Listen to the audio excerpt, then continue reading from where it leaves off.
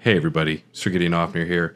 Now, before we jump into this episode of Elden Dogs where we discuss sorceries, I wanted to quickly let all of our listeners know that you can get access to a bunch of bonus episodes of Elden Dogs immediately by going to patreon.com/hairofthedogcast.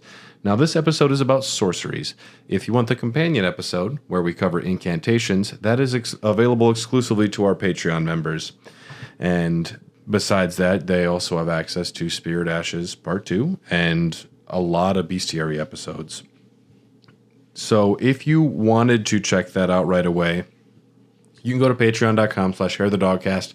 There's a free trial, so if you're just curious and you don't even have to spend any money, we appreciate any help and support you can, but mostly we're just glad you're here. So if you're curious, check out the Patreon site. For the $3 tier, you get access to everything. And there's a $5 tier. There's a free trial of that. So check it out if you're curious. But mostly thanks for being here and enjoy the episode of Elden Dogs.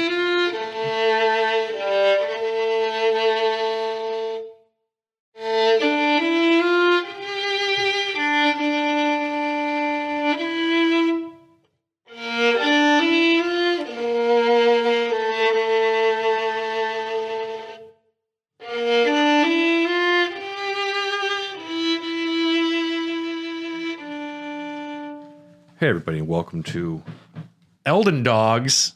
It's me, the coolest guy in the lands between, Sir Gideon Offner, the all-knowing. That's right, I have so many ears on my armor. I have eyes everywhere. It's almost like you're listening. People seem jealous of how cool I am. And honestly, you probably don't belong in the round table hold, so don't talk to me unless you can get some great runes. Then I'll be... You can come into my room then. Yeah. I'm Alexander, and I am here helping Gideon scrape the bottom of this barrel and squeeze the last little bit of juice out of the game before the DLC comes. Well, I disagree. This is not the bottom of the barrel. We are getting pretty damn close. No. That's when we start doing talismans. And we are not going to do talismans. I looked at armor sets and weapons, and I think somewhere down the line we will get to those in a broad sense. But sorceries are cool. And today we are talking about sorceries. There are two schools of magic in Elden Ring. There are sorceries and incantations. Usually, sorceries are dependent on the intelligence stat. It's for the smart folks. It's for the scientists. It's for the people that study real things and not two wiggly fingers that I believe in, which is they're actually real as well. But sorceries have a variety of effects, from conjuring projectiles to calling down meteors, and even stabbing invisible blood women. Yeah. To make it rain blood on dem hoes, as they say. Yeah, some sorceries can become more powerful by charging your spell. You will need to have a glintstone staff to do these. All the cool kids have them. All of the cool kids. It's like you got to have Converse All-Stars. Or no, what is it now? It's like Supreme hoodies, Crocs, and a glintstone staff. I think that's what the kids are wearing.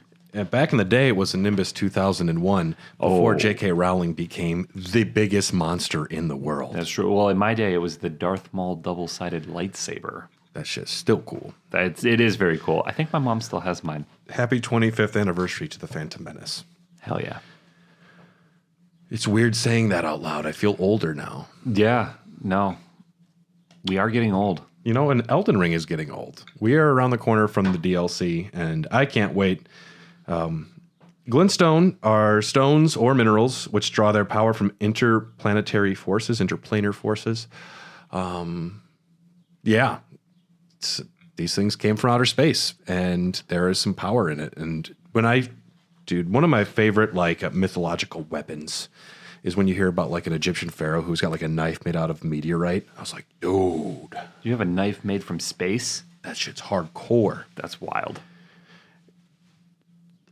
And you worship cats? You're my dude. You're my guy. So there are 70 sorceries in the game. There are more incantations. I would have gotten that wrong if I had to guess. Yeah, I definitely would have got that wrong. But do you use sorceries often, Alexander? I used quite a few. I tried a few, I would say quite a few. I settled into just the ones that I used a lot, the ones that were effective for me. But once I got Moonveil, it was kind of over. You have Old Reliable, and you open up the box, and it's Glintstone Pebble. Yep, pretty much. Yeah, I do have a bad habit with all video games where I find what works early on, and I wind up not trying a lot of other things because I'm already got my play style. I've got it figured out. That's why it's important to like try different builds or to try different runs, different stats. I found what worked for me pretty early on. I had the Glintstone Pebble. The Glintstone Arc was also a good one for me. Yeah. I remember those two being pretty hefty. Once I got Moonveil, though, it was kind of game over because I really relied on that. But on my new build, I did like the way that the magic worked in this game. It allowed me to kind of, as some people would say, cheese it sometimes. But if it works, it works. So fuck off. Yeah. In my new play, I'm doing more incantations. I'm doing more of a faith build because that is something that I didn't really do. Yeah. I did it for a little bit when I respect, but I went straight back to sorceries. It's hard for me to want to do a faith build for someone who was raised Catholic, and I don't have a lot of faith. I'm more like Carl Sagan in the Cosmos. I want to watch that. And this is the Bloodstone. There is the Formless Mother. I'm like, yes, Sagan. Now you're speaking my language. Yes, Mr. Sagan. There are some trainers in the lands between. You can go to Thops, who is a badass guy. I like Thops a lot. Gets no respect. Sorceress Selin, hello, mommy. There is Gowry, who definitely isn't a bug. Muriel, all hail the Turtle Pope. Yep. Love that guy.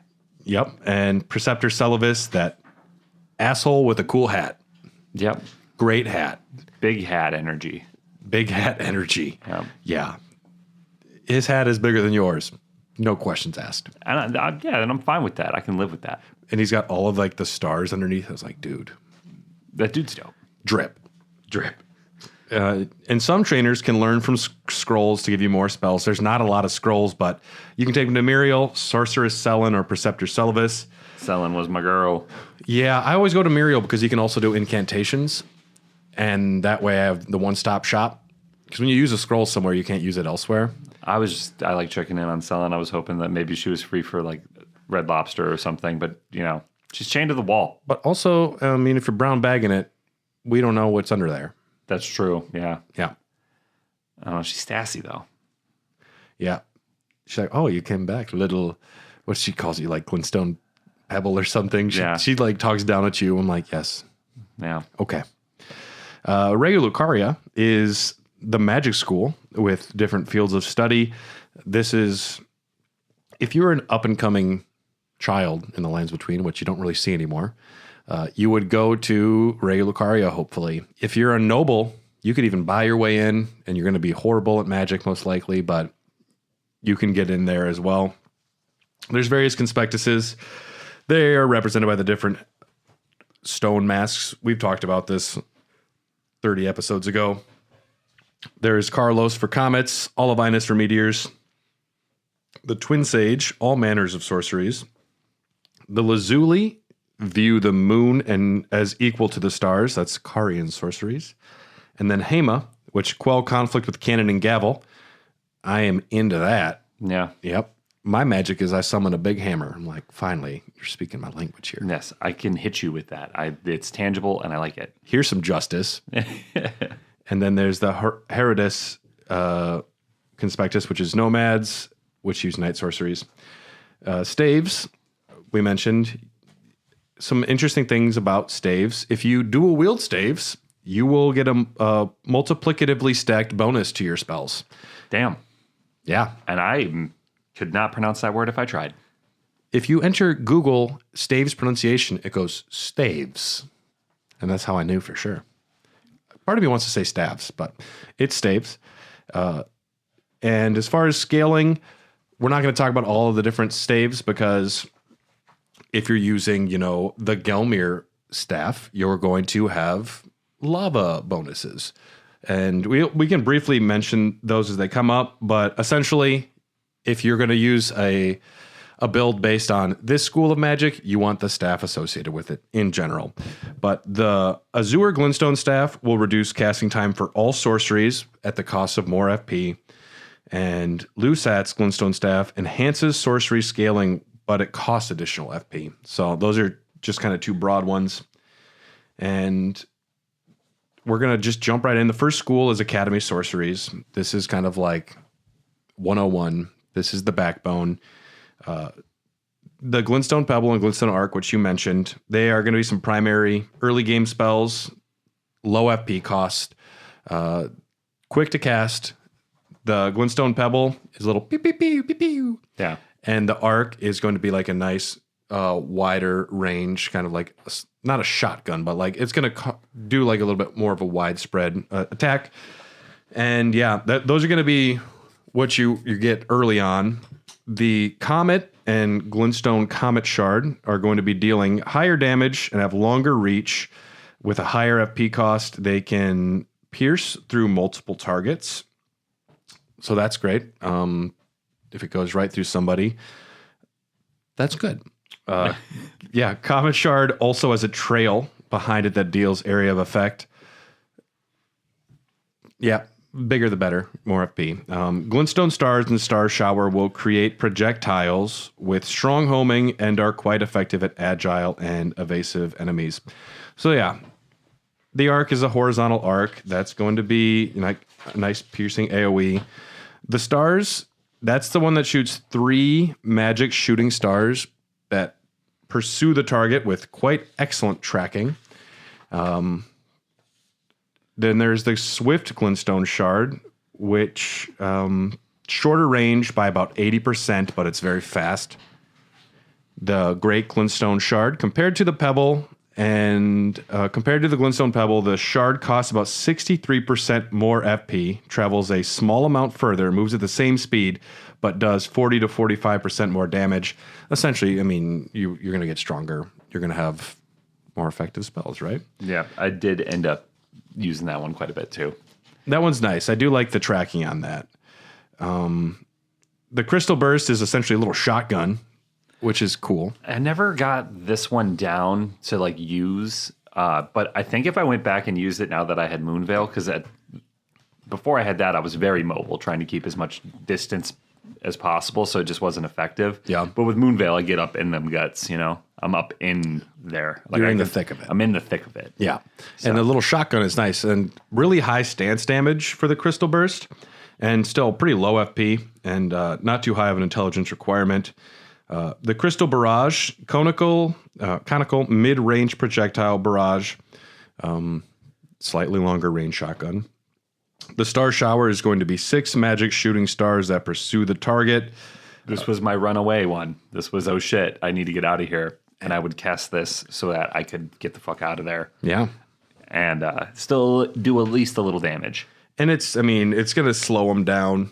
Anything that tracks the target is going to help you out. Getting even bigger, we got the Shard Spiral, which is twin penetrating projectiles that form a spiral as they travel.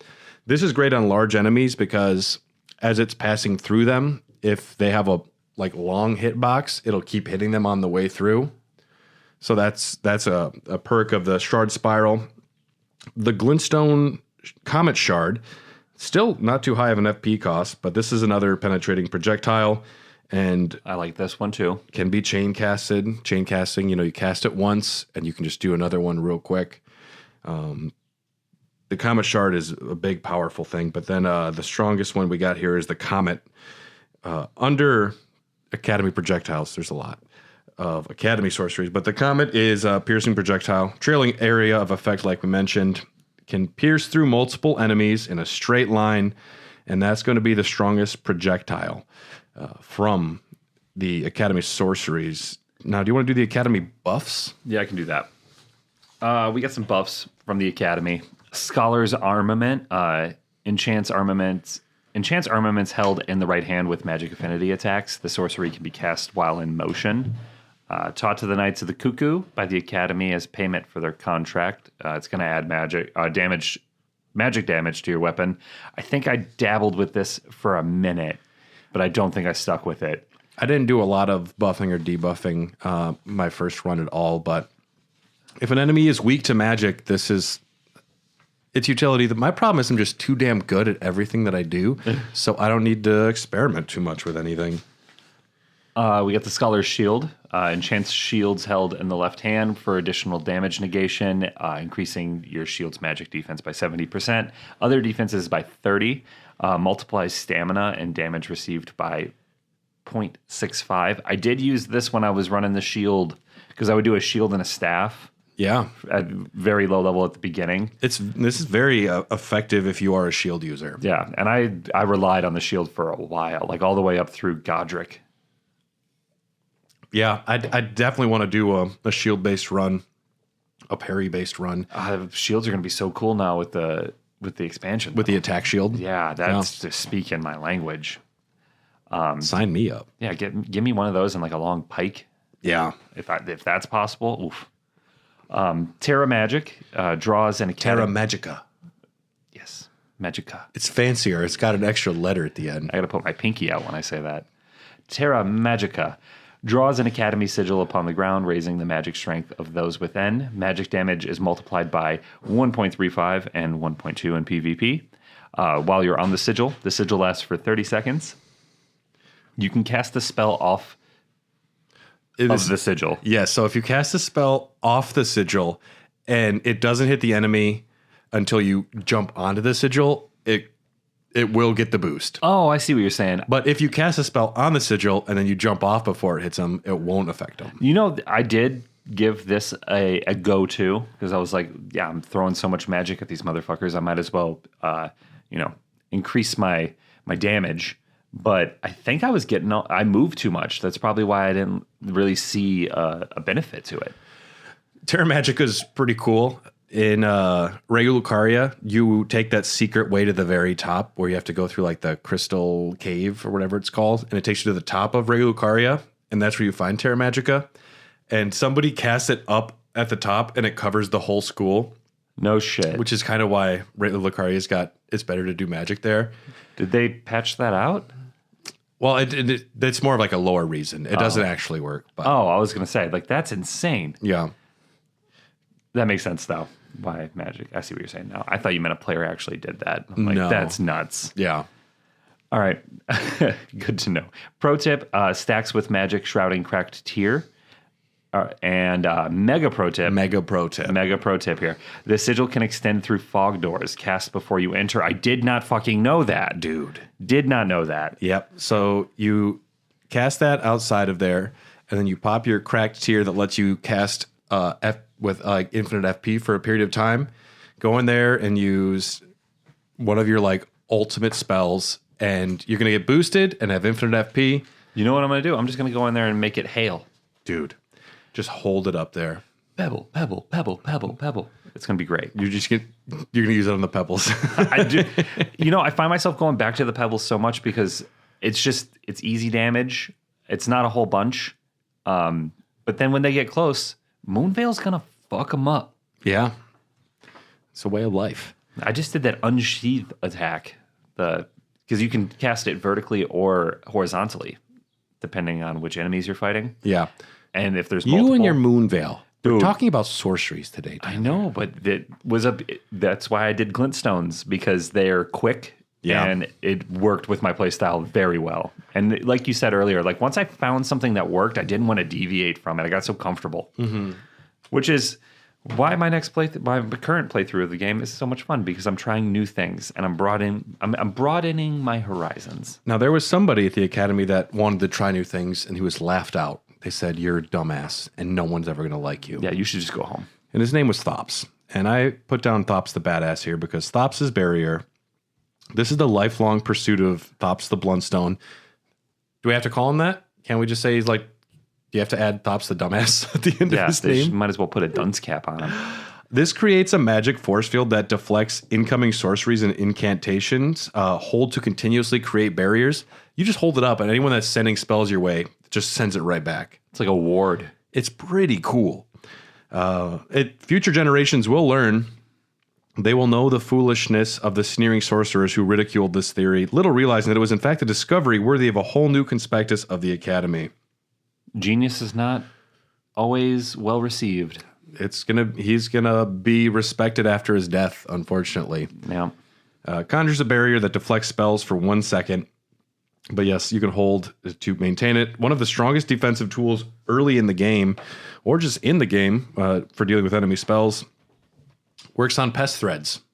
Really? Yep. So if you're getting 30 pest threads thrown at you, if you just hold this up, just right back at them. That's awesome. Very good to have in Caelid. Does not work, though, on Morgoth's golden throwing knives. So don't try and be smart and do that. Yeah, only 7 FP or 7 per tick. A tick is going to be like a unit of time. But yeah, otherwise, if you hold it up, it's 7 per tick. If we ever get this animated Netflix series of Elden Ring, where it's just stories from the lands between, I want to make one about a young sorcerer, like the prisoner, with the man in the iron mask, Leonardo DiCaprio style, you know? Yeah, with the little eye. Yeah. I want him, prisoner, breaking out. He knows about this, so he travels to go get it. And like that's the whole first part of the episode. And then he gets it. He's like, I'm gonna go fight Margit now. And he's so and then he dies. And right away. And that's just the end of that. The end of the episode. Put those foolish ambitions to rest. Yeah, that would be hilarious. Hits him right in the eye hole. Thops, we love you. Next up, we got the Academy Other Category? Yep. I read the heading and not the actual thing. Well, it's the category. I mean, certain spells are obviously offensive spells. Certain ones are obvious buffs. And then sometimes there's just other. Which would be Starlight. Fucking useless. Creates a glowing orb of magical energy above your head that acts as an auxiliary light for 180 seconds. I have a lantern on my belt. No, that's all you need. I don't need you. And it looks dumb. It looks dumb having a little floaty light above your head. It looks like I have an idea all the time. And I don't. I used it in a dark cave once, and I already had the lantern. I'm like, this was a waste of time. Thanks, Starlight. Go back to the boys. Did you get my joke there? Yeah. Oh, yeah. Thank you. All right. The next one we have is the Hema School in the Academy. This has got 2 of them. The Gavel of Hema. This creates a magical great hammer and slams it the fuck down. It makes me feel like I'm Triple H in the Attitude Era hitting dudes with sledgehammers. Dude, true. I think that Triple H would have gone to the Hema School. Close range forward strike into a forward spherical area of effect. You gain 20 poise during the attack, less likely to get interrupted. Pro tip here, if dual wielding staves, you can bypass the single follow-up attack and chain this repeatedly by casting from one hand to the other, just back and forth and back and forth. It's going to be a new dance on TikTok. I'm into that. I would get a TikTok. What is TikTok? It's an app. Is that for China? They used to spy on you. The Cannon of Hema, mid-range projectile in area of effect, great for crowd control. It can send smaller enemies flying, which is always funny. And like I said, if dual wielding staves, bypass a single follow-up attack and chain cast this repeatedly.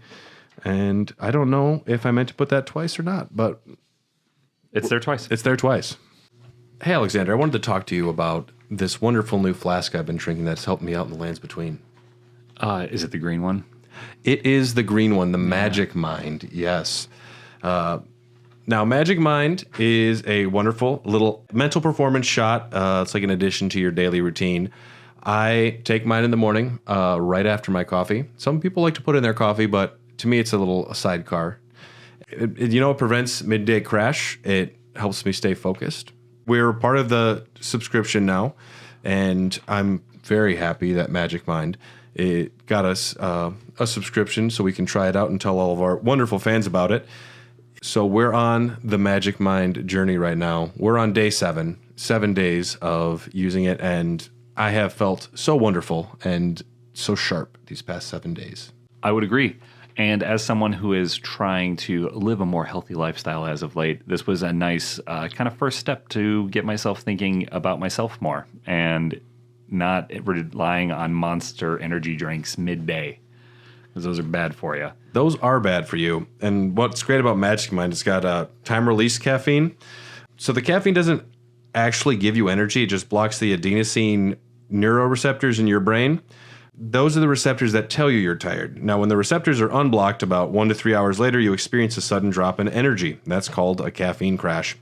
The Magic Mind formula actually uses 12 active ingredients that supports your body's energy engine, and day after day, it keeps you alert. And I'm so excited to be on this subscription journey with you. Yeah, and all 12 ingredients are good for you. In a day and age where it is tough to know what's good for you and what the different chemicals on the back of the label mean and what they actually are, I find it refreshing that I don't have to worry about that when I'm taking Magic Mind. Yeah, and we think you should try out Magic Mind too because we're loving it. It goes great in our flasks, and I think with Shadow of the Erd Tree, you're going to need all the help you can get. You have a limited time offer you can use now that gets you up to 48% off your first subscription, or if you want to just do a one-time purchase, it gets you 20% off with that. Use discount code HDogcast20, all capitalized HDogcast20 at checkout. And yeah, go to magicmind.com/HDogcast to use it. Those links will be in the episode description. Make sure to check it out. And yeah, give it a shot. It's worth it. We have the next category, the Academy Stone Digger Sorceries. Stone Digger. We got boosting, Digger Staff for miners, 20% buff. Yep. If you want to have your horrible, unusable Stone Digger Sorceries buffed, use that Digger Staff. There's one person out there. There's at least one. I'm a miner. What do you want me to say? It's what I do. I mine. Yep. Just stay away from Drake. This rap beef has infected my life in a very positive and negative It's way. over. It is over. Yeah. Kendrick won. Shatter Earth imbues the Feral of the caster's staff with magic, then thrusts it into the ground to create a magical shockwave, allows one follow-up attack, point blank, downward thrust, and close range AoE. Think Gandalf You shall not on the pass. bridge of Khazad-dûm. Yeah. Except it's not nearly as effective as that. This has, if you're not right there, you're going to barely touch them. And it's interesting that I didn't think Gandalf while I was reading that. You know what I thought of? Ragnar Lothbrok. From Vikings. Oh, Who never seen wants it. to be king? It's the best part of the entire series. Okay. Mild spoiler. I didn't know you hadn't seen it. I'm not going to watch it either way. It's so good. You should definitely watch it. Don't have time for that. Make I time. got to play Shadow of the Erd Tree. Make time. And then we got Rock Blaster, which was my nickname in high school. It's a horrible nickname. I threw rocks at cars. For Horrible fun. nickname. Small town stuff. Horrible nickname. What's up, Rock Blaster? You fucking nailed that Honda Civic, dog. Dude, Cumfart is a better nickname than Rock Blaster. Imbues the Feral of the caster's staff with magic, then thrusts it into the ground to create a massive magical shockwave. Hold to continue moving without striking the ground, and then push the end of the staff into enemies. Point blank continuous drill attacks and close range AoE. While casting continuously, the staff is held as a drill and can be moved freely. The drill bit can also deal damage continuously by drilling the enemies. Difficult to land since it's so pinpoint, so make them sleepy. It is okay. I'm never going to use a Stone Digger Sorcery, though. I've seen some clips on YouTube and on Instagram of people doing this. Yeah. And when it's done effectively by people who are good at it, it looks pretty badass. Yeah, but there's other things that are more badass. Yeah. In my opinion. I can appreciate it, but it's not for me. I'm not a Rock Blaster. It's like seafood. Like, I know people like it. Not for me. Half of it's for me. Our next entire branch of sorceries, we have Primeval Sorceries. This is developed and wielded by some of the GOAT sorcerers. The Tom Brady's of So sorcery. we're thinking, like Tom Brady's glintstone staff. We're talking about Michael Jordan's glintstone staff. glintstone staff. Yep, Michael Jordan's as well.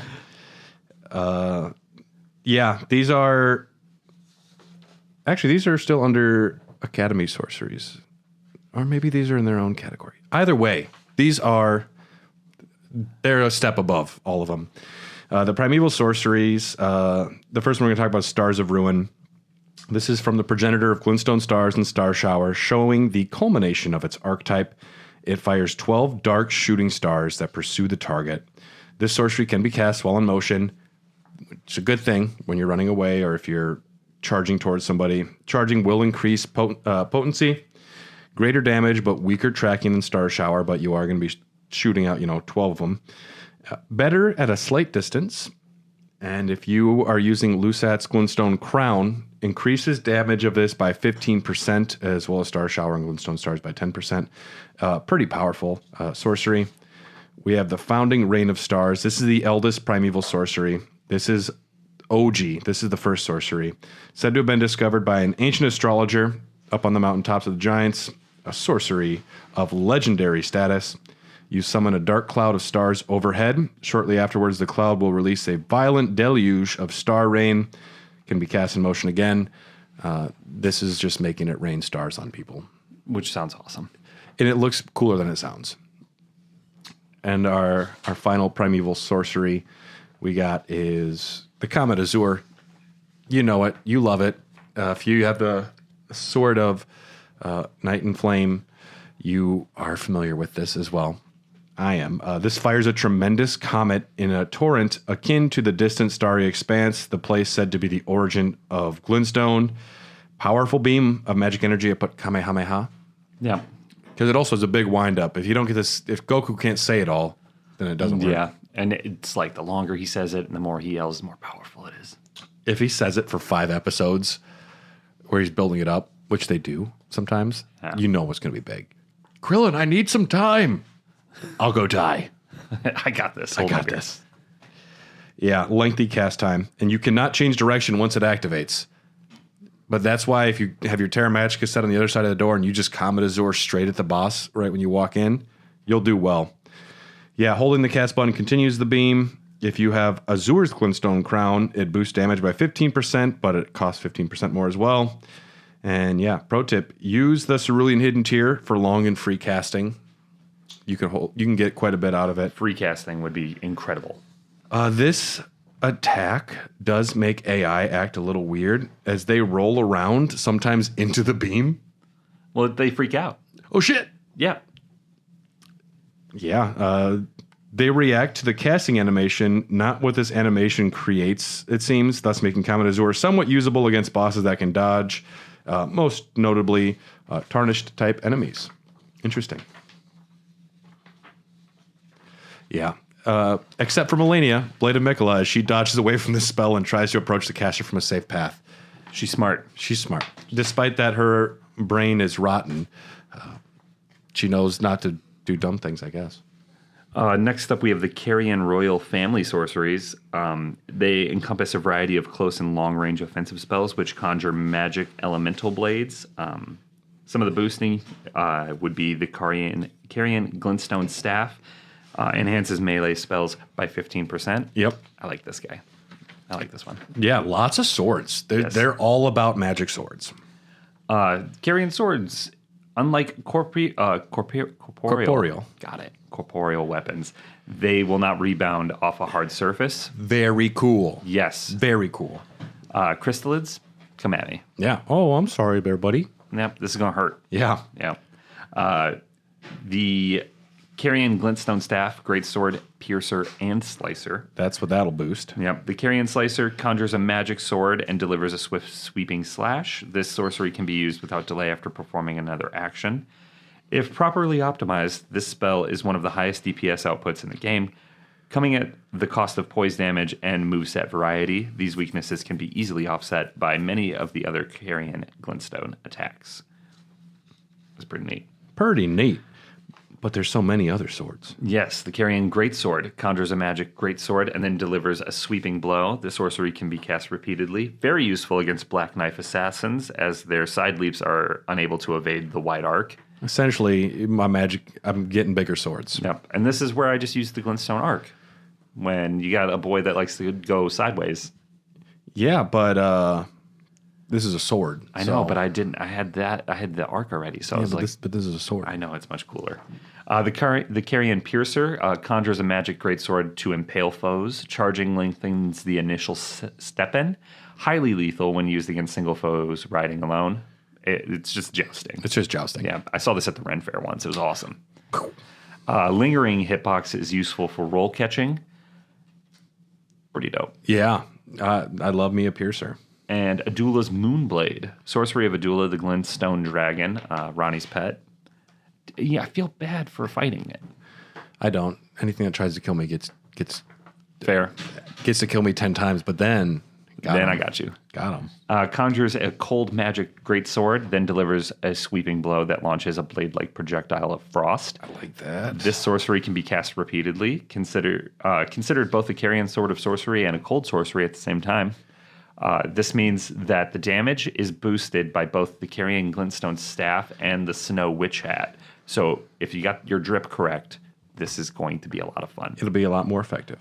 Frostbite, the initial slash inflicts 90, while the projectile is going to hit for 35. I like that.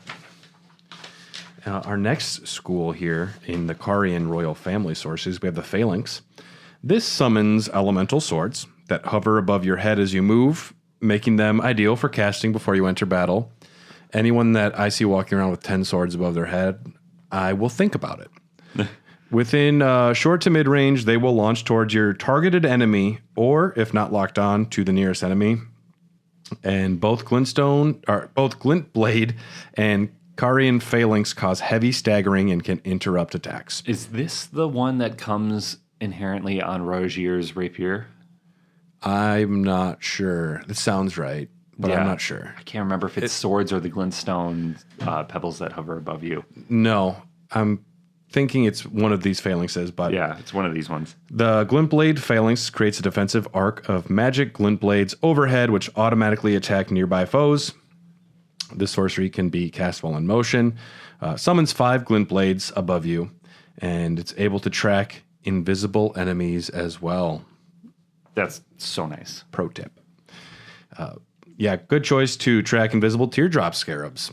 I didn't know this when I was tracking the first time, so I'm out there swinging at air. Someone thinks that I'm methed out of my mind. Yep. I'm like, there's a beetle here. I can see the footprints. Yeah, so use a phalanx. We have the Great Blade Phalanx, which even larger glint blades above you. These are used by the enchanted troll knights. These are the comrades of the young Renala, bound by oath. Phalanx spells are a good way for mages to whittle down an enemy's stance. These blades also, it's important to know they break into, if they break coming into contact with any geometry. So if you bump into a door, it's going to pop them. So you can't prep yourself with the phalanxes before passing through a fog gate, and you must take care after casting not accidentally break the blades on any surface. And then the final one is the Carian Phalanx. Guess what? We got more fucking glint blades. Can be cast while in motion. An enhanced version of the glint blade sorcery used by enchanted knights. This gives you 9 glint blades. This is great as long as you're not in an enclosed space and you like having dancing swords around your head. Yeah. I would. Yeah. It'd be pretty heavy metal. Next up, we have the Carrion Projectiles. Magic Downpour is going to be the first one. Summons a mass of magic that fires projectiles over a wide area. This sorcery can be cast while in motion, and charging will extend its duration. Said to have been taught by the Crystallians to mark the swearing of the Old Concord. I guess they made an agreement at some point. Yeah. We don't know about it. Contrary to the other similar spells, Magic Downpour actually can be aimed at a specific target when casting, as opposed to targeting a single preset area. This makes it particularly useful against large enemies who can be hit repeatedly by the spell. Your tree sentinels, welcome to the show. Hate them. Yeah, this is going to be fun for you. I'm going to hit you a whole bunch with this thing. Yeah, you will. Magic Glint Blade creates a sigil overhead from which an enemy-seeking glint blade appears after a brief delay. This sorcery can be used while in motion, and again, charging increases the delay. Said to be the prototype of the sword phalanx sorceries wielded by the Royal Enchanted Knights. Early and effective method of punishing dodgers, particularly tarnished enemies. Yeah. Magic Glint Blade can be very useful to cheese many types of ranged enemies. Most enemies will fire their projectiles for center mass. This sorcery, however, fires from above the caster. This allows you to cast over barriers that can block enemy projectiles while not impeding your own, such as guardrails, barricades, and walls. Did not know that. Very cool. The things you learn. There's a lot. If there's somebody out there that uses all of these sorceries regularly, and that's not us. No, but I learned a lot from doing this research, which is very cool. Yeah. Surprisingly, though, I'm more into incantations from what I've learned. Really? There's some really wild ones. Our next Carian royal family little group here is the parry. The parry abilities. This is the Karian Retaliation. Swing your staff to dispel any incoming sorceries and incantation, using their power to retaliate with glint blades. You take their incoming sorceries or incantation, you just glint blade right back at them. Successful negation results in 3 floating glint blades launching toward an enemy.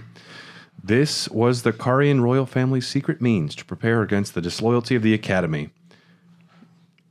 I mean, something was already brewing if you're preparing for the battle beforehand. Like, Yeah. you know something's up. The moon and stars would one day go their separate ways. This is boosted by main hand magic and status buffs. Seemingly the entire buff value gets added to each individual sword. Some different applicable buffs would be from the Moonlight Greatsword, Ruinous Ghost Flame, Scholar's Armament, various greases, and probably most other buffs. So yeah, anything that's going to be buffing hand magic or status will just automatically get applied to these glint blades. Pretty cool. Next up, we got the Carrion Status Recovery, Lucidity. That I don't think I know what this is. Yeah, it's a little like an antidote. I don't know if I know this one. Alleviates buildup of sleep and madness. The sorcery can be cast while in motion. That'd be pretty nice. Well, but how often? No one's casting sleep on you. Yeah, I don't think I'd use it that often. You might be getting madness when you're like approaching that one tower, but you don't get a lot of madness either. Yeah. I mean, maybe this is more of a PvP scenario. It's nice to have, but it's overall, fairly not too important. We have for Karian, Loretta Sorceries. She gets her own little school here.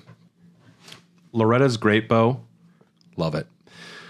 Creates a magic great bow. Fires a great arrow. If you don't want to be using a bow and you want to have some very nice range attacks, this is the skill for you. I use this one a lot. Same. Creates a magic great bow. Fires that arrow. Charging will enhance potency, and you can hold it to keep that arrow knocked. Wait for enemy to get close enough. This spell is immune to the Thop's Barrier Ash of War. Someone's trying to use it, and it can penetrate that spell parry attempt. If fully charged, it will roughly do 22% more damage. But who's got time for that? I do. I always charge it. Usually this is my first volley to start a battle from a big distance, and I might do 2 or 3 more on the way. And then once they get close, I switch over to whatever else. Loretta's Mastery creates a magic great bow and fires 4 great arrows simultaneously. When shooting at locked on enemies or body parts close to the ground, the lower arrow generated has a tendency to hit the ground, so that's not good. It's recommended to aim at either a higher up body part or to shoot from a higher elevation, such as on horseback or down at something. Yeah. Magic arrows, always cool. Big fan. Next up, we have the Karian Full Moon Sorceries. These are ideal opening attacks due to their magic defense debuff. Frostbite inflicted by Rani's Dark Moon will increase follow-up damage even further. They both start moving slowly but accelerate as they move, boosting. Like the Karian Regal Scepter will give you 10%. Gotta love it. These are cool. I like these sorceries. So, yeah, Rani's Dark Moon. The user's going to cast a vessel to incarnate a cold dark moon and then send it floating towards foes. So I think I used this one a couple times, but not a whole bunch. It's got high requirements. It's got 57 FP, and if you don't have 68 intelligence, that's a high barrier of entry. I don't know if I use this one or not. Yeah. At that point in the game, too, when my intelligence is that high, like I've probably settled in to the spells. This is graduate school. Yeah. Like, some people go to college. They won't get to be able to do this. You have to go to graduate school to be smart enough. The moon dispels all sorcery that touches it and temporarily reduces magic damage negation for those it strikes. Like I said, 68 intelligence, which is quite a bit. You got to be big brain to use this shit. 10% magic defense debuff for 60 seconds and 270 frostbite buildup. Yeah, it's pretty mean. The Snow Witch Hat will also give you an additional 10%. So this is a viable build late game if you want to just go full on Arnold Schwarzenegger and just like ice the world. Yeah. Let's kick some ice. Yes. Yeah. It's a great opening volley, an opening gambit. especially with adding magic defense debuff. Like, if you're casting this, you're going to be using other spells, so it's such an effective way to start a battle. And then you just follow it up with everything else you got. And then we have Renella's Full Moon. This is the one that you can... Do you get it from a remembrance, or do you get it from beating her? You believe you get this one from beating her. Yeah. Which is how you get the remembrances. Similar with no frostbite to Rani's Dark Moon. 10% magic defense debuff. It's less effective and it requires more intelligence, but less FP. Yeah. Yeah. Which is fine, but for the daughter. Night Sorceries, our next school. This is only the third group so far. This is all about subterfuge, offering a variety of unique and powerful abilities, such as launching unseen projectiles or attacks that can circumvent enemies' guards by hitting them from behind. Below Celia, the eternal city of Nokron sleeps. Yeah, the sorcery originates from the maiden of that place. So these are for sneaky snakes. Sneaky snakes. For you want to attack from the shadows. Yes, you can boost with the Staff of Loss, which boosts Night Shard and Night Comet. Not all of these, but just those two. For Night Sorcery attacks, the first one we're going to talk about is the Night Maiden's Mist. This releases a life-sapping silver mist before the caster, dealing damage to all caught within, including the caster. Ouch. This is not the sneakiest one. Yeah, oops. Ow. Yeah, close-range projectile, spherical AoE. The projectile drifts a short distance in a parabolic arm before falling straight down and expands into a larger cloud of corrosive mist. Very effective at guarding a ladder. Yeah, there you go. That's a good use for it. And then there's the Night Shart.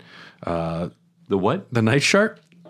It's when you trust yourself a little too much. Had a little bit too much to drink and too much coffee the next morning. Don't trust that. Swiftly fires a semi-invisible projectile into your pants. It's not seen, but it is felt. This sorcery can be used without delay after performing another action. Mid-range, undetectable projectile. Much like Swift Glintstone Shard, but it will not be detectable. They can't dodge it. They won't dodge it. That's awesome. All of these are effective because they have a 100% chance of hitting, which it's just stupid powerful. We have the Ambush Shard. This launches a projectile from a distance removed from the caster so as to strike the enemy from behind. This spawns behind them and then hits them. Love that. Can be cast repeatedly, long range, pinpoint. Single bolt of magic, elemental energy at your target from directly behind them. No line of sight required. Can reach through walls, around corners. And if you're using the Arrow's Reach Talisman, it will even increase the length further. These Night Sorceries are fucking cool. And then the last one is the Night Comet. Fires a semi-invisible magic comet. Can be cast repeatedly, and while in motion, you can charge it. This one I call the Big Girl. It deals slightly less damage than Comet, but enemies can't dodge it.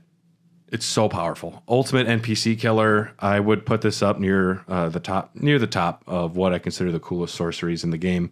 Not too much FP either. Yeah, it's overall just really great. Yeah. Next up, we have some Night Sorcery buffs. Unseen Blade. Enchants armament held in right hand, making it completely invisible. Makes your weapon invisible, you say? Question mark? Well, it's just dumb. Yeah. I understand if we lived in a real world, it'd be great for people not to know I have a sword, but enemies already want to kill me whether or not I'm holding a sword. Yeah, so the benefit is maybe just PvP so that they can't see what you're using. Yeah, and even then, just stupid. Sorry, Unseen Blade, you're dumb. Unseen Form makes the caster semi-invisible while on horseback. Effect extends to cover the mount. That's cool. That's actually got some utility to it. Bet you can't see my horse. But what if it only made Torrent invisible and you look like Wonder Woman driving her invisible car? I'm in. That'd be pretty funny. That'd be great. I understand the benefits for like PvP. I could see this being useful if you're trying to sneak around. I'm generally not a sneaky snake, but it is what it is. We have Eternal Darkness. This is the ultimate Night Sorcery. Creates a space of darkness that draws in sorceries and incantations. Lingering elemental projectile absorption, AOR. You're supposed to be E. No one knows for sure. Yes. Generates a large spherical void in in front of the caster for 10 seconds, absorbing spells and non-physical projectiles.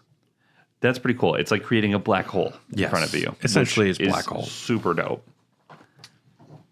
Our next group of sorceries is the Mount Gelmir sorceries. Now, this is interesting because they require both intelligence and faith. And this is where I start to get annoyed. Because I didn't have faith. Because I have no faith. I did not listen to George Michael once in this entire playthrough. I don't like Neil Diamond.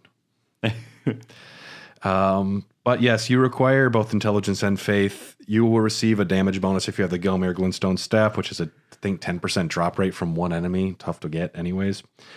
Does exclusively fire damage, not magic at all. So that's good for certain scenarios. Immediately removes frostbite from a target upon impact. So if you want to proc frostbite multiple times, you do frostbite in this back and forth, and you can stack that effect, which is very effective. After discovering the ancient hexes of Gelmir, Rykard, son of Queen Renala, brought them back into practical use as new forms of sorceries. Yes, our first one we're going to talk about here is Magma Shot. Launches an orb of lava in a shallow parabolic arc that can be adjusted by tilting the in-game camera up or down. It is also, if you do a shot of fireball, never a good idea. And you projectile vomit? Yeah, that's called a magma shot. That's a magma shot. Deals initial damage and leaves a small pool of lava where it touches. When locked on, its range suffers considerably against targets at an equal or higher elevation and should be manually aimed, which we will not say often for spells. Our next one here is Roiling Magma. Launches a projectile that behaves identically to Magma Shot until it touches an enemy. If it lands on the environment, after a couple of seconds, it detonates into a large explosion. Most enemies unaware of this are drawn towards the magma ball, and they walk towards it like, oh. That's pretty cool. Is that a ball? I like ball. Drawn to the light and sounds like hippies at a music festival. Hell yeah. Yep, too much MDMA. No. Yeah, the M stands for magma. It's more powerful, bigger area of effect, and explosions can hit through walls, which logically is dumb, but I guess that's where the faith comes in. You gotta have faith. Gotta have faith, yeah. I get your George Michael reference now. Really? I just got it. Charging will make a bigger blast radius. Our next one, we have Gelmir's Fury. Launches a barrage of small fireballs in all directions, dealing damage on contact and leaves some pools of lava behind. Charging spells increase the duration and number of fireballs generated. Easily interrupted, no poise benefits, not too great. And if it leaves lava everywhere, I'm just going to run into the lava while I run around like a madman because I was not very good at dodging. You ever see that Netflix show, The Floor is Lava? A little bit. Surprisingly watchable. Really? For garbage. And then our ultimate Gelmir sorcery, Rykard's Rancor, summons searing spirits that leave a trail of delayed explosions in their wakes. These are skulls.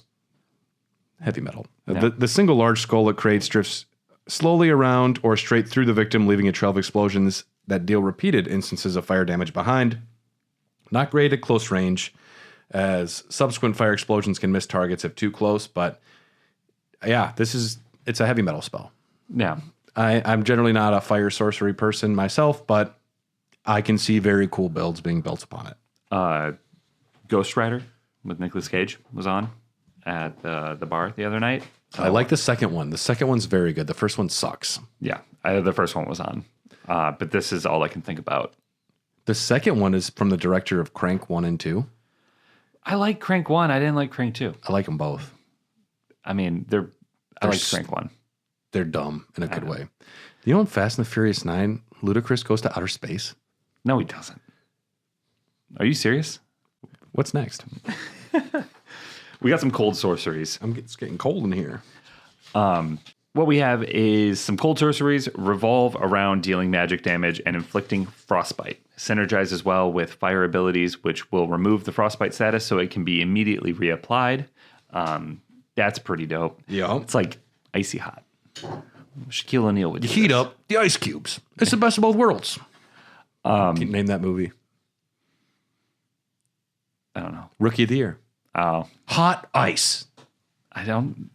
I haven't seen that You need to watch it in a again. very long time. Yeah. Henry Rowan Gardner, come on. That's the next. We're gonna do Rowan Gardner dogs after Elden Dogs is done, where we just talk about Rookie of the Year for 50 episodes. Is that play legal? I just broke Alexander. Oh man, I literally lost my voice for a second. All right, we got the Snow Witch hat, Witch's Pointed Hat, frigid and frozen frozen through. Of a style associated with practitioners of heretical sorcery, strengthens cold sorcery. Once worn by the snowy crone, who the young Ranny encountered deep in the woods. I do like Ranny instead of Ronnie. Ranny. I pronounce things phonetically. She was a witch and well versed in cold sorceries. It was said that the doll that houses Ronnie's soul was modeled after her. That old witch was Ronnie's secret mentor. And this will increase your potency of cold sorceries by 10%. So yeah, if you're into cold, wear that hat. Yep. Frozen Armament adds 63 frostbite buildup to caster's weapon for 60 seconds. We got the glintstone Ice Crag. Behaves like a giant glintstone shard, but trades some range for higher overall damage with frostbite. 100 frostbite buildup. I like Frostbite. Frostbite's pretty cool. Frostbite would be a good name for an American Gladiator. It would. I don't know if there was one. I'm sure there was. It's too good. Yeah. Yeah. They made a documentary on those guys. It was very good on Netflix. How much cocaine? Oh, so much. Yeah, I could tell. So much. Freezing Mist generates a cloud of mist in front of you for several seconds, can be charged to expand its coverage while also increasing the duration of its effect. Any enemies in the mist will continually incur frostbite buildup. Get out of the mist, you dummies. And just stand there. The cloud is silent. The cloud is silent and won't alert enemies even when taking damage. So yeah, that's How dumb do you got to be? Like all of a sudden, my toes are turning black and my nose falls off. Freezing. I'm gonna just stand here. Why am I dying? Frostbite, fucking awesome. Zamor Ice Storm. Strike the ground with the staff to create a freezing tornado. Charging enhances potency. 80 frostbite buildup per hit and can deflect some projectiles. I did use this because I think you get it from that Dragonkin, right? Maybe. I'm not sure. I think you get this up by the village of the Zamor. I definitely use this. Or I definitely use this. I don't think you get it from the Dragonkin by the big. But it is sick. And it is cool. And any frostbite sorceries, I am in. I like all of them. Now we're into something a little harder. The Crystallian sorceries. Now, these are high intelligence spells that offer enormous damage potential. If you have the Crystal Staff, you get 10%. But if you have the Rotten Crystal Staff, you get 10% and Scarlet Rot buildup. That sounds so enticing. It's very nice. It's very nice. These are okay. The Shattering Crystal, essentially an upgraded version of Crystal Burst, so it's like the shotgun, but you can get the benefit from Crystallian sorcery boosts. Crystal Release sounds sexual. Yeah, if you or a loved one has been experiencing crystal release for more than 4 hours, please contact your physician. Close range AoE, projectile rain of crystals, long initial casting animation during which the caster glows blue and has increased resistance to stagger, making it easier to not be interrupted. This one's cool, but my favorite one is the Crystal Torrent. Occupies a tactical niche similar to Comet Azure and functions like Crystal Barrage. You create a mass of crystals that fire off shards in rapid succession. You can just continue holding it down. So you just it's like a assault rifle of crystals. Lengthy startup, but very much worth it and very long range. Crystal Torrent is pretty cool. Next up, we got Gravity Sorceries, which just sound gnarly. They sound great. Unique that they deal primarily or almost exclusively with physical damage, which to me, as an idiot, just speaks simply, and I like it. Yeah. This is enticing. Physical damage for sorceries is cool because, everything's usually magic-based. So if you run into an enemy that... Yeah. It's nice to have some physicality in there. Mm-hmm. Some spells will pull enemies towards you. Radon is a big fan of these. He was taught by his master, an Alabaster Lord. You can get the Meteorite Staff. It'll boost all gravity sorceries by 30% or 60% if you duel them. Yeah. Which just sounds obscene. If Gandalf had 2 staffs, 2 staves, it'd be like, whoa, dude. Yeah. Oh man, he definitely. Well, then he might not have ever become Gandalf the White. Then We don't even know. yeah, that's scary. Gravity Well is going to fire a projectile of condensed gravitational force. Those struck by it will be pulled towards the caster. Think a mime with the rope pulling you closer.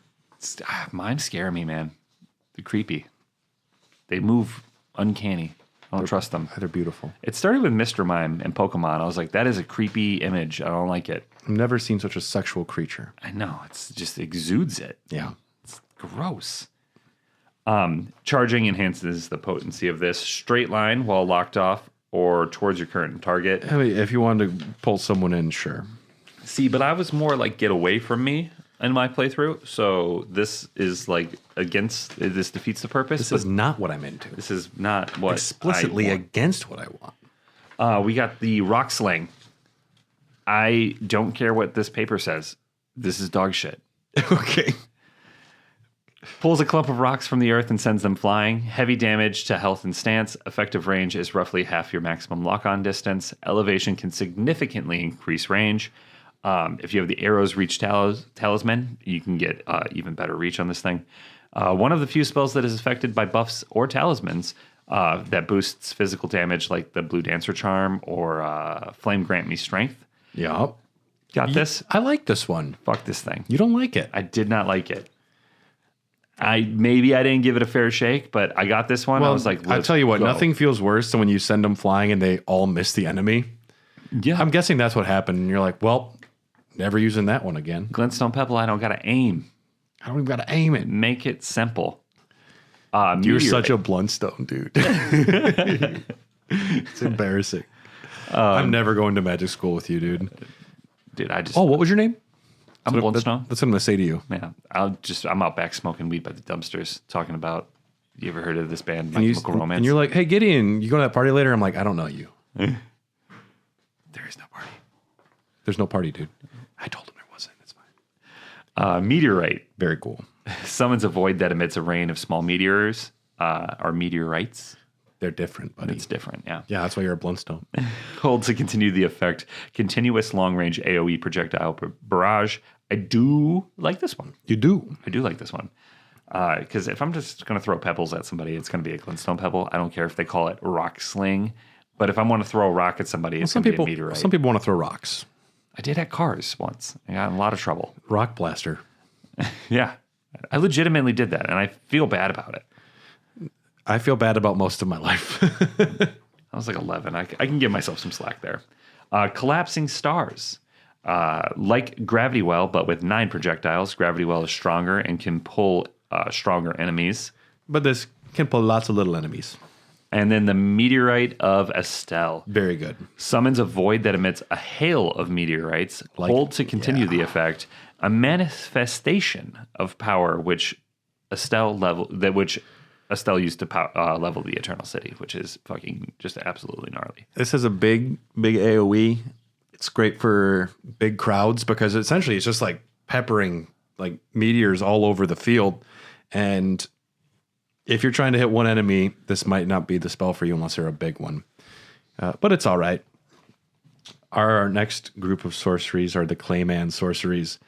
Let's just say if you like bubbles, this is your shit, dude. Because you summon bubbles.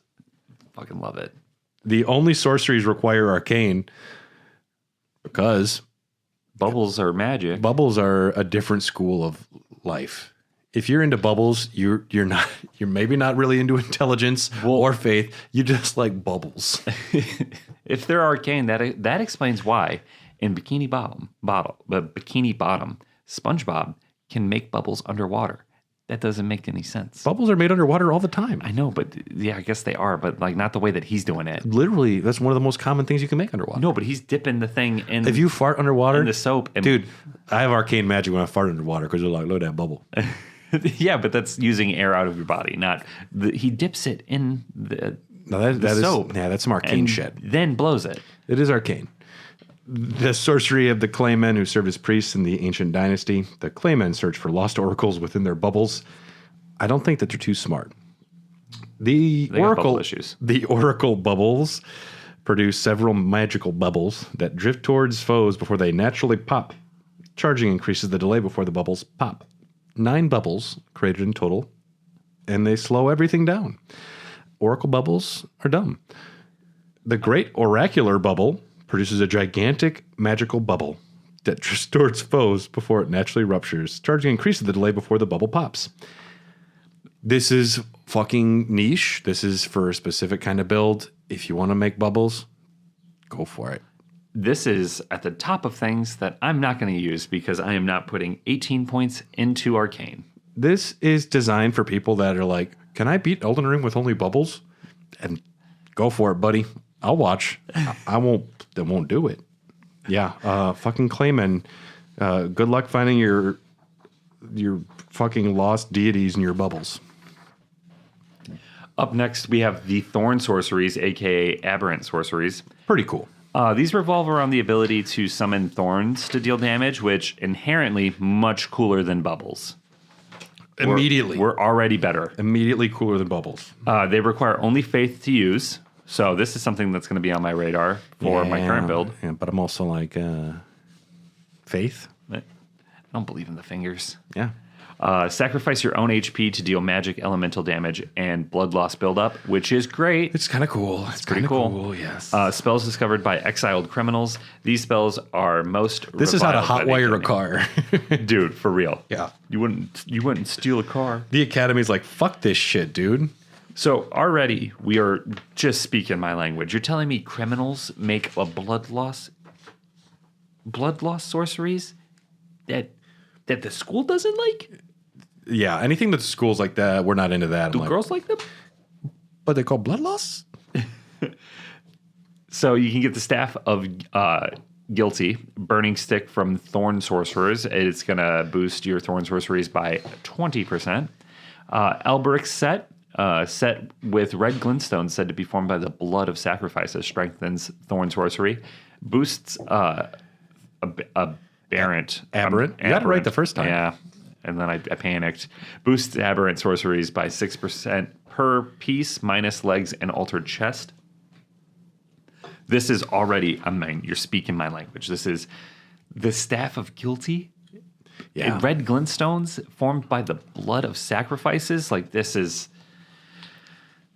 I'm here for this. Yeah. Yeah, this is awesome. It's called the Black Parade even.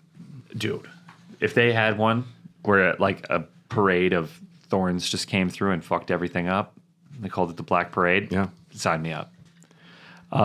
So we have the Briars of Punishment. Wounds the caster with thorns of punishment, sending a trail of blood thorns running over the ground to impale enemies from below. I'm just saying, if Jesus Christ could do this when he was impaled by thorns, and all of a sudden, like, he could summon up thorns to punish enemies, I'd be maybe more into Jesus. I'm just saying. This sorcery can be cast repeatedly. Long range with slight tracking. 50 HP damage to the caster and 25 blood loss buildup. I don't like damaging myself. I don't either, but when it looks this cool, it's all about the swagger. And it's about looking cool in the lands between, trying to impress Bach, I guess he's my only friend that I got going on. It's a cool thorn. I love you. He's kind of creepy. And then we have the Briars of Sin. Wounds the caster with Thorns of Sin, creating a spiral of blood thorns around the caster. Initial radius is quite small, but the spell can be cast 3 times for increased range. A 4th casting reverts the size. Each cast causes 80 HP damage and 30 blood loss buildup. It's a lot. Builds up hemorrhage. Costs 80 HP to cast. So like it. that'll fuck your whole day up. I don't like it. If you misuse it. It's cool. It's cool. But, I mean, I'm not into hurting myself. No, but this is... I would like to mess around with this in my current build. And, I mean, only needing 21 or 24 faith, I think I'm definitely already over that. You don't need to have a lot of faith or smarts to stab yourself. No. You just got to believe. Just got to believe. And that brings us to our final group of sorceries, the death sorceries. These typically deal magic elemental damage with a variety of primary or secondary properties. This requires both faith and intelligence, but requires more intelligence than faith. deemed heretical by the Academy for its ability to allow sorceries to be augmented through faith in addition to intelligence. Essentially, anything that's about faith, get that shit out. But what if you went to your professor and you're like, but I believe in the science? And they're like, that's great, D-. Boosting can be done with the Prince of Death staff. You get a 10%. Sullied amber is said to be the part of the Prince of Death staff that gives the stone the properties. Our first one we got here is Rancorall. Both Rancorall and the Ancient Death Rancor will conjure a swarm of spirits that slowly home in on your target when locked on. This has long lifetime, strong homing. They want to get to where they're going, and they will take their time to get there. Both spells cause most enemies to stagger, and Ancient Death Rancor has higher stagger and damage. The ability to stun lock and stagger are essentially second to none. If you cast these and they hit the enemy, they're going to slow them down significantly. Very good. And then we have Fia's Mist, which creates a deathly mist from the caster, which inflicts Deathblight upon those who enter. Extremely situational because inflicting Deathblight can only be done on players and NPC invading phantoms. So this is almost exclusively PvP. It will cause 20 Deathblight buildup, but mostly though, it's very situational and most likely completely useless. Speaking of useless, we have Tibia's Summons. Calls for three skeletons for a single attack. If the enemy is fucking barely moving, it will miss them by the time they come up and swing. It's a powerful opening attack if enemies are unaware or distracted. Mostly, I don't like this. We mentioned Ancient Death Rancor, and that brings us to the last sorcery of today, the Explosive Ghost Flame. This generates a large spherical explosion around you, dealing magic damage and frostbite buildup, as well as knockdown or heavy stagger to any enemies caught in the blast radius. Most effective at close range, long recovery animation. This Ghost Flame spell will do 130 frostbite buildup with 38 residual frostbite buildup afterwards. I don't like death sorceries in general, but there are effective builds with them. There's a time and a place for them, but I mean... Yeah, I like Explosive Ghost Flame is cool and Ancient Death Rancor, but yeah, sorceries are actually, they're fairly straightforward. There's a lot of, it's like, oh, what kind of a projectile we got? Ooh, you got some swords. Otherwise, I mean, they're fairly straightforward. Yeah. They are a perfect way to get through your first From Software game.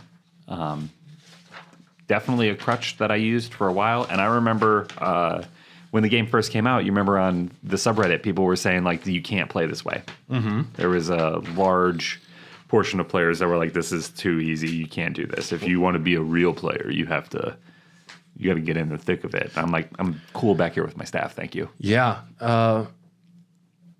I'm very excited to discuss incantations because there's a lot more variety and weird stuff in there. And the schools are kind of all over the place. This one, it's fairly straightforward. You into sun? You into stars? You like stabbing yourself? Great. Yeah. Then we got an incantation or a sorcery for you. Yeah. And that's all we got for today. We're biding our time. We're not at the bottom of the barrel, as Alexander so eloquently put earlier, but... Bottom of the jar, I should have said. Yeah, we're at the bottom of the living jar. We are so excited to play Shadow of the Erd Tree. And it's getting so close. And we're getting close. If you're listening to this on the main feed, that means our Incantations episode will not be coming your way. The Incantations is going to be a Patreon episode. And if you want access to that, just check out patreon.com/Hair of the Dogcast. There's a free trial. Like, it's definitely worth just checking out if you're curious. We have a great community, great Discord. We would love to have you. Special thanks to executive producers Rykard, Christy, Nick Malekip, The Black Blade, Blackguard Big Brian Ward, Jordan Hoslow, Sorceress of Blood, Festering Fingerprint Phil Wright, Iron Fist Phil Just Phil, Knights Cavalry Coldell Gardno, Bell-Bearing Hunter Bryant Ross, and Crucible Knight Kelly Gutowski. We appreciate your support. And don't forget to go to magicmind.com/hdogcast and check out the awesome energy supplement that's changing our lives, and use discount code HDogcast20 to try it out for yourself. The link will be in the description. And yeah, we are excited to talk about incantations next time, and then the next episode after that will be a waiting for DLC party. It's going to be kind of like a drinking fest. Yeah, that's where we talk about who we want to drink with in the lands between. What do you think will be the smelliest? Where would you least like to spend a night overnight in the lands between? Yeah, we should probably just come up with some like bizarre ass questions. That's what we're doing. Yeah, that sounds good. If you have any bizarre questions, let us know. Yeah, put them in the Discord. Otherwise, thank you for listening. This has been Triggery and Offnir. And Alexander. And we will see you next time.